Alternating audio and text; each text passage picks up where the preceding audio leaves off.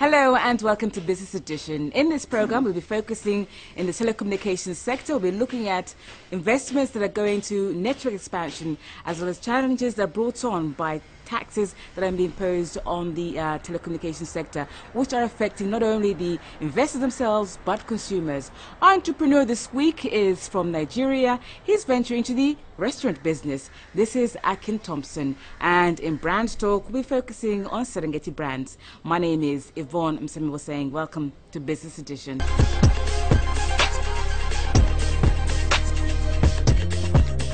Today's guest with me today is Mr. Rene Meza, the CEO of Vodacom Tanzania. We understand that Vodacom is going to be marking 14 years sometime in this year. How does it feel? Maybe we can tell us some of the successes that you've achieved during this 14 years period and the challenges that you're trying to overcome as well. Well, first of all, it feels a very young organization, being 14 years old, and I think it's been a pretty exciting journey for us. Probably to put the right context to our journey so far, I'm going to talk about a few things which have really transformed not only our business but also the economy and people in Tanzania in general. So probably let me start talking about our investment so far, which since our establishment as a business in the year 2000 has been in excess of 1.5 trillion shillings. Which is probably the heaviest level of investment any company has made in this country, and the 1.5 trillion shilling in investment has cut across various areas of our business, mainly on network expansion. Just over the last 18 months, we have doubled the size of our business in Tanzania, and I can comfortably say we have today probably the largest network in this country, offering 2G and 3G technologies.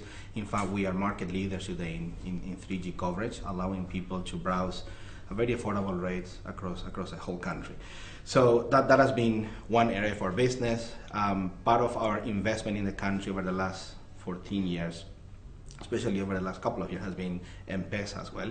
M-Pesa today is an important part not only for business, but I believe of the economy in Tanzania, for which I probably have to put some numbers for you to get the right context. So M-Pesa today is used by over 6 million customers in Tanzania, who transact the equivalent of about 1.7 trillion shillings every month. So if you look at the 1.7 trillion shillings that is being transferred to the M-Pesa ecosystem every month, it is equivalent to around more than a third of Tanzania's GDP in a year. So it drives not only the element of financial inclusion, affordable mobile financial services, but also the element of being a key driver in the economy of Tanzania. The M-Pesa customers today are being served by over 65,000 agents across the country. Is the largest probably branch network that any mobile financial institution could possibly have in the country. So it's been a lot of excitement over the last 14 years, which obviously didn't come without challenges as well. It seems like you've done quite a lot during this 14-year period. But coming back to expansion, network expansion, we talked about 2G and 3G. What has been done so far, though? I mean, do you think you've reached the target that you've wanted in terms of coverage within the country? And what does it mean for the users themselves? What should they expect in the next coming years? I don't think we're done yet. So, when you look at the fact that Tanzania is a country with over 950,000 square kilometers, I think, we have still some way to go. If we want to really cover 100% of the population, at the moment we cover close to 85% of the population. So, nearly over 85% of Tanzania's population is under Vodacom network today. We're not done. We still have aggressive expansion plans going forward. We plan to spend next year in excess of 150 billion shillings in network expansion, IT infrastructure, continue building M-Pesa and so on. And what has meant for our customers in general is basically access to affordable services, access to affordable data, access to basic telecommunication services. So if you go to very deep rural villages today, where 24 months ago people couldn't make a phone call or send an SMS. That's a reality today for those people in those villages, you know. So it's been quite transforming for our business, as I mentioned, but also for our customers. And I don't think, as I said, we are done. We still have a way to go. We have aggressive expansion plan not only on 2G for rural areas, but also on 3G in urban and semi-urban areas. And all those investment and initiatives obviously come with the element of M-Pesa in it, affordable data in it, affordable devices so that people can afford access to basic telecommunication services. What are the challenges that you're facing with this expansion program?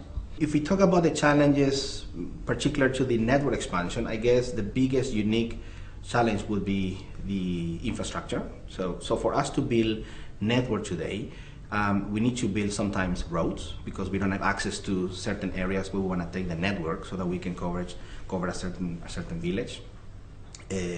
We don't have access to power sometimes, so it requires us to put the infrastructure and the generator that can run the network, and that comes with a certain level of operating expenses as well, and it requires more maintenance, and therefore the cost of running business, the deeper we go in rural Tanzania, the higher it is for us. Having said that, we don't look at it purely from a financial perspective. We look at it from a wider perspective, which is how much it impacts the lives of people, how much we drive the economy, and ultimately, if you add up all those elements together, it means for us a multiplying effect, which is growing the business, earning the heart of customers, and continue, growing and strengthening our leadership in the market. And how do you assess the competition when we look at, the business that you're in, mobile phone companies? There's more which are entering into the market right now. So what does this mean? Does it mean the competition is it's stiff, or the investment climate in the country is conducive for companies like yours to operate in? Tanzania is probably one of the most competitive industries when it comes to telecommunication services in the entire African continent. You're talking about over 8 active mobile operators competing in the country. Not all of them are obviously making the investment required, and therefore getting the profit they would like to have, and therefore not all of them are paying corporate tax. And therefore this myth and perception that the telecommunications industry doesn't contribute much in terms of corporate tax. Corporate tax is a function of profitability. So when companies are not making profit, obviously they don't pay corporate tax. Now, if I talk about Vodacom Tanzania in particular, only this year, the current fiscal year, which is coming to an end in March, Tanzania paid this fiscal year over 60 billion shillings in corporate tax, which made us the top large taxpayer in the telecommunications industry and the top third in the whole economy. So it's because through investment, by building our brand, by driving M-Pesa, by expanding our network footprint, by making our services affordable, we have been able to generate the returns and the profits that we wanted to generate, and therefore, we are in a position where we can pay corporate tax. But it's a very competitive market. It requires a lot of investment. It's a very capital-intense industry. If you think that you can pass a year without expanding your network, without investing in technology, and you can survive, let me tell you, you're wrong. It's not an industry where every single operator could be successful. And in the case of Tanzania, it's been a success only for few players in the industry, and therefore, when you look at the industry combined all together, and all operators, as a contributors to the government in terms of corporate tax, obviously, it's a very probably relatively small contribution as compared to other industries, but it's because of the fact that no operators are making profit. In our case, as I said, we contributed this year over 60 billion shillings in corporate tax, and it's a reflection of the over 1.5 trillion shilling in investment that we made, the over 6 million customers using M-Pesa, the over 4 million customers using data, and the entire customer base over 10 million that we have built. So you consider yourself abreast of the others? Well, humbly, yes. We do, yeah. And as I said, it's a competitive industry. It requires investments. Another challenge that we have as an industry is that, let's look at inflation, okay? Fuel prices, food, you name all the elements that you have in the basket of goods, okay, to determine inflation. The only service which is part of the basket of goods to determine inflation in Tanzania that has been decreasing year on year from a price point of view is telecommunication services. And the challenge that we have there is that as tariffs have come down by more than probably 50% in the last 18 months, guess what has been going up? Taxation. So one of the challenges that we also have as an industry is that the mobile industry in Tanzania is one of the heavily taxed industry in the entire East African region. Telecommunication, this is an area that we think we get a lot of taxes from. But of course, it's hurting you, it's also hurting the consumers as well. It's not actually hurting us. It's hurting the consumers. Exactly, because ultimately, what we do as a corporation is we act as a collection agent of taxes for the government. So if the government says VAT will be 18% and excise duty will be 17%, all we do is we add and we transfer those taxes to the consumers. Now the misconception I believe we have in the industry, and probably something that requires more dialogue between government and mobile companies in Tanzania, is the fact that not everyone can absorb incremental taxes. You know, so if you top up 1,000 shillings today, okay, and let's say your taxation is 10%, okay, that means 100 shillings will go in taxation and you will remain with 900. If the government tomorrow decides that taxation for consumers will be 40%, you will still top up 1,000.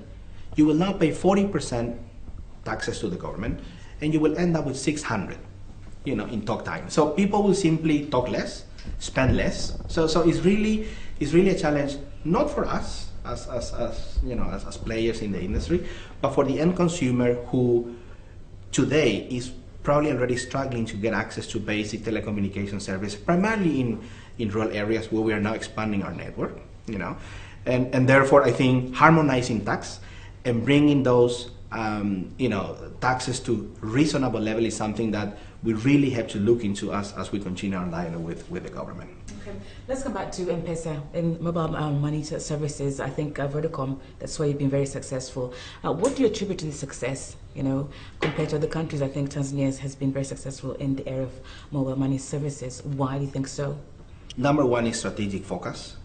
You know, one of the things we said a couple of years ago was, let's focus on M-Pesa as a strategic business unit and not as an additional product that would eventually work.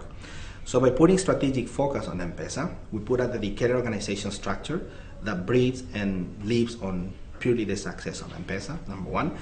Number two is we put a lot of investment behind it, you know, building 65,000 agents across the country, recruiting over 6 million customers, educating those customers on how to use M-Pesa, how to send money, how to deposit money, how to withdraw money. All those initiatives require focus and investment, you know.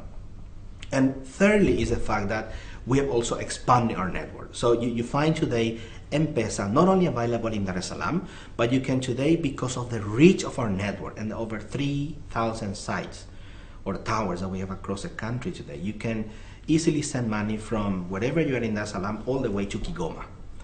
You know, so it's strategic focus, investment, education, and obviously network expansion. What should we expect from Vodacom next coming years in terms of services, plans? A lot more. We are pretty excited at the moment with the investment plan for next year of about 150 billion.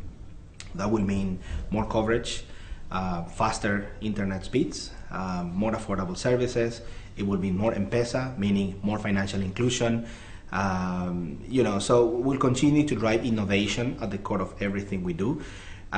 We'll continue to build the pipeline of talent that we have built in the organization that I believe put us in a very unique situation today as compared to any other organization in Tanzania. The quality of talent, the quality of people, and the focus we have put to build skills, develop people, train people. We have so far exported, as we call it, over 8 people across various international markets within the Vodacom and Vodafone group. And that, I think, makes the whole organization unique and very probably difficult, to challenge if we were a challenger or a competitor. And I think that's what consumers can expect from us. So we'll continue to drive innovation. We'll continue to introduce affordable products and services. We'll continue to expand our network.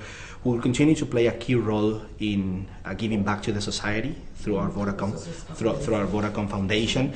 So far, we have invested over 20 billion shillings through the Vodacom Foundation across various pillars, touching on education, social welfare, health. Those initiatives will continue to be part of our focus as we go forward. I have with me the CEO of Vodacom Tanzania, Mr. Rene Meza.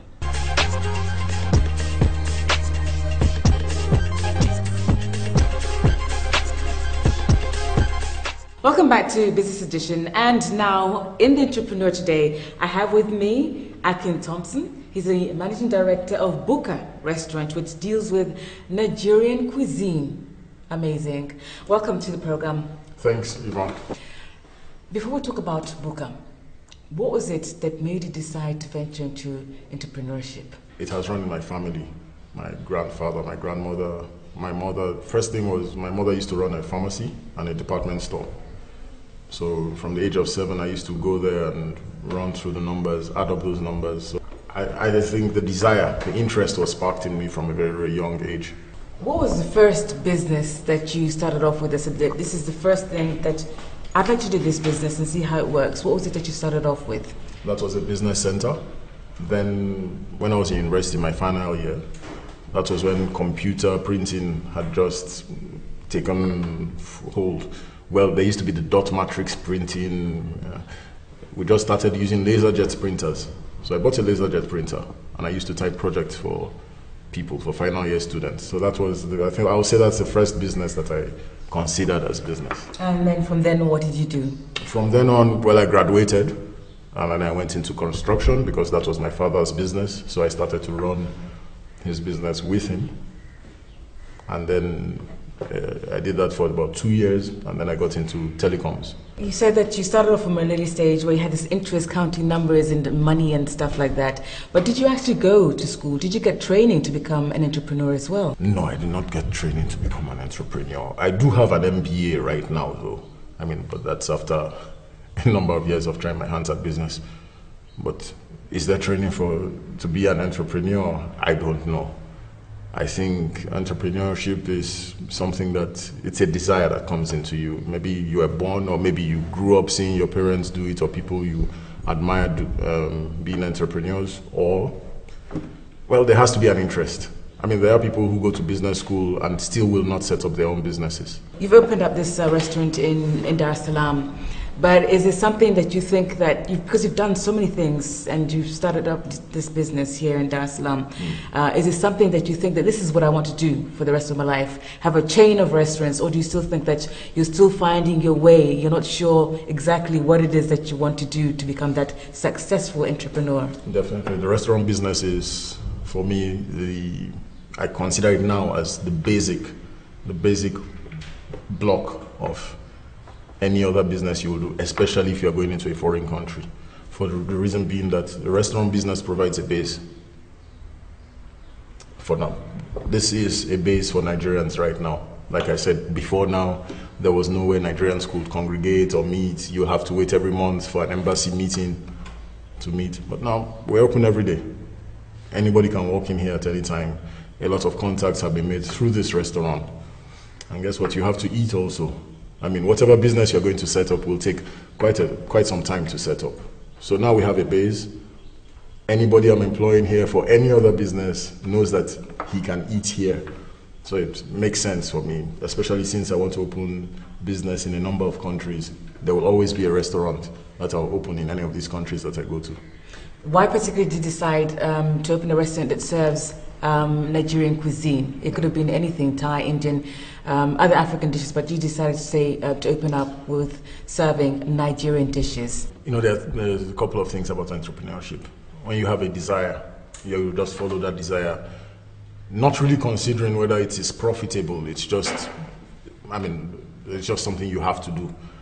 I like the saying that the artist must paint, the songwriter must write songs, the musician must sing if they will be at peace with themselves. So it's not really the monetary consideration that you pursue when you are setting up. You really want to achieve, to fulfill your dream. And then when you set up, then you now look for a way to make it profitable. So deciding Nigerian cuisine, there were a couple of Nigerians here. Yes. Is there a need for Nigerian food? Yes, because Nigerians are they have a funny habit. A Nigerian could leave Nigeria this night, land in a foreign country, and that same night he's looking for Nigerian food to eat. I'm not particularly like that, but I find it funny that, well, but you just left Nigeria, you just ate Nigerian food. Why not just go and look for sandwiches or burgers to eat? But Nigerians are no spoiled that way. They must look for Nigerian food. So for me, it's okay. Yeah, let's fulfill that need. And I see that Nigerians will be coming into Tanzania. Tanzania has not been really open to Nigerians. Nigerians have not really known Tanzania. I think over the past 2 years that has been changing. So inevitably you see a number of Nigerians coming here. So it makes sense that there is a place they can meet and there is Nigerian food for them to eat. So when it comes to Nigerian cuisine, what, if I was to come to this restaurant here, let's say, and I wanted, a Nigerian food that is very common in Nigeria, what would you serve me? Well, first thing I want to know is, have you had Nigerian food before? No. You say no. Then I'll suggest one of the rice dishes, which is jollof rice or fried rice, for you to get a taste of Nigerian food. Or maybe one of the pepper soups. And we call it pepper soup. We can make it mild. It can be very hot. I mean, of course, we can go in by the name, but it can also be made mild. So I would suggest red rice dishes with fried plantain and any of the stews. Okay, so as I said, this is we're talking about entrepreneurship. So if there are entrepreneurs out there and they want to deal with setting up in a restaurant or doing something like what you're doing right now, or any other business, for them to be able to be successful in anything that they do, what 3 key things do you think you'd tell them? The first thing, there has to be desire. And desire means that it's something you really want to do. This is what you wake up thinking about every day. This is what stops you from sleeping even. You think, oh, I haven't done this. And that desire to do that is what drives you. Because in anything you do, you will encounter obstacles. So it's only your desire that's going to check whether you're going to push through or whether you're going to quit. So desire is the first thing. The next thing I'll say is focus. Once you start, you have to focus.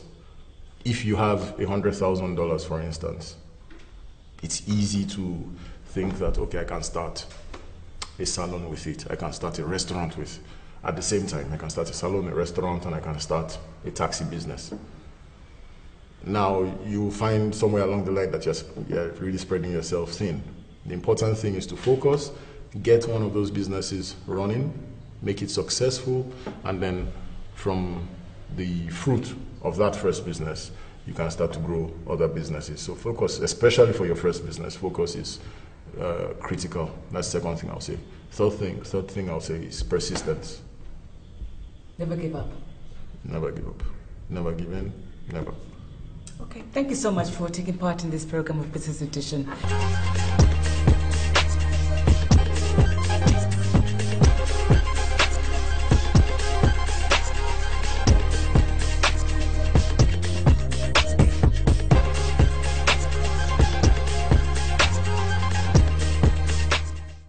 And in Brand Talk, we'll be focusing on Serengeti brands. My name is Alan Chonjo. I'm the marketing manager for Serengeti, which is a role that I play to make sure that we market our brands the best way we can in the global, international standard ways. Serengeti Breweries is a rich company with rich brands.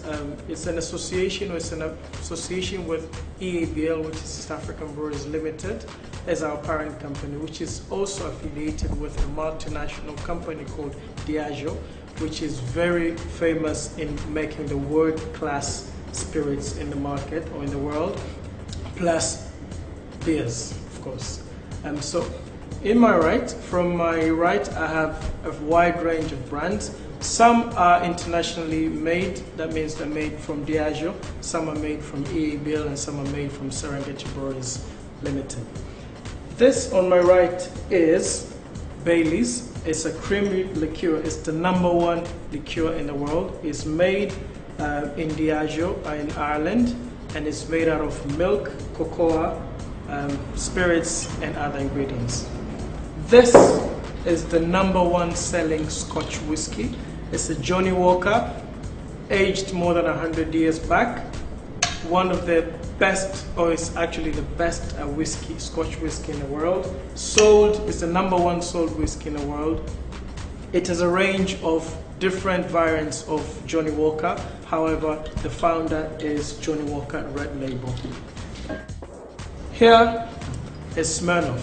Smirnoff vodka is the #1 selling vodka in the world.